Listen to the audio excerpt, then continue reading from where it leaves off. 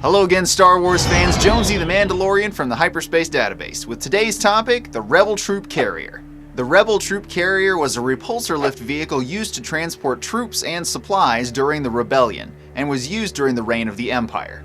The Rebel Troop Carrier went by several names throughout its history, which included the Flight Crew Shuttle, Transport Speeder, and Rebel Personnel Carrier. This vehicle is one of the more obscure vehicles in the Star Wars canon, as it is only briefly seen in The Empire Strikes Back on Hoth, and in Return of the Jedi on the Mon Calamari cruiser Home 1. The vehicle also makes a surprise cameo appearance in the EA Battlefront games, where it can be seen in the Rebel base on Hoth in several places throughout the hangar. The transport served as the main method of transporting personnel through Rebel bases, holding up to 6 passengers in its main troop bay. These transports were much like the transport speeders seen in A New Hope, which were jokingly called chariots by Rebel ground crews for the way that the pilot leading the passengers looked like a chariot would. These chariot transports were also seen in the Clone Wars episode The Bad Batch, as well as being seen in the standalone movie Rogue One. While these transports were not very flashy and primarily served to ferry personnel from one area to another with speed and efficiency, the history behind the life-size model that sits at Rancho Obi-Wan in California is very interesting.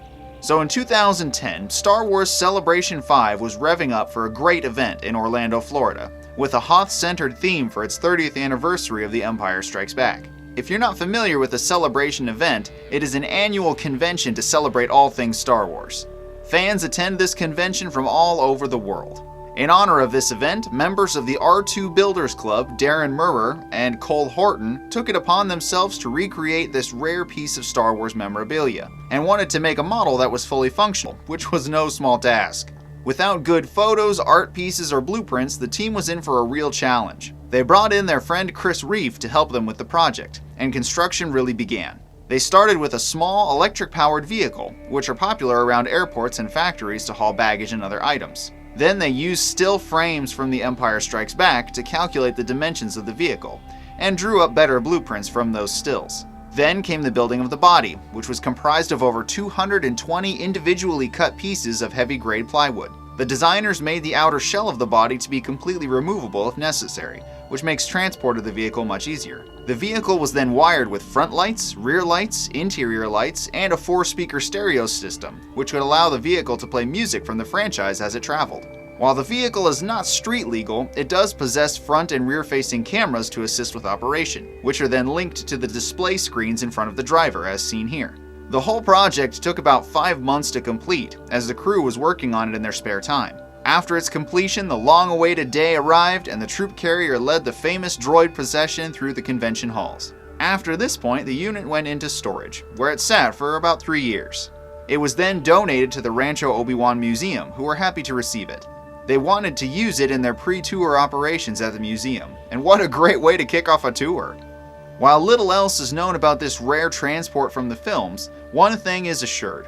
Even the rarest ships that get the littlest screen time are loved as a part of the great world that is Star Wars, and there will always be fans out there that can appreciate even the smallest of creations in that galaxy far, far away. Want to know more secret history and trivia about things like this, whether it's ships, technology, alien species, or more? Be sure to check out my channel, look at my other videos, hit those like and subscribe buttons, and the bell to be notified every time I publish a new video. Be sure to select all notifications there, and you can check the show out on social media for more news and channel updates. If you like what I do, consider heading over to my Patreon to support me there. Super special shout out to my Gold Captain level supporter Nick Sutphin for your continued support. It's super appreciated. Be sure to let me know in the comments what you thought of this and recommend something for a future episode. I just really like talking to you guys. Thank you so much for your support, and we will see you in the next episode.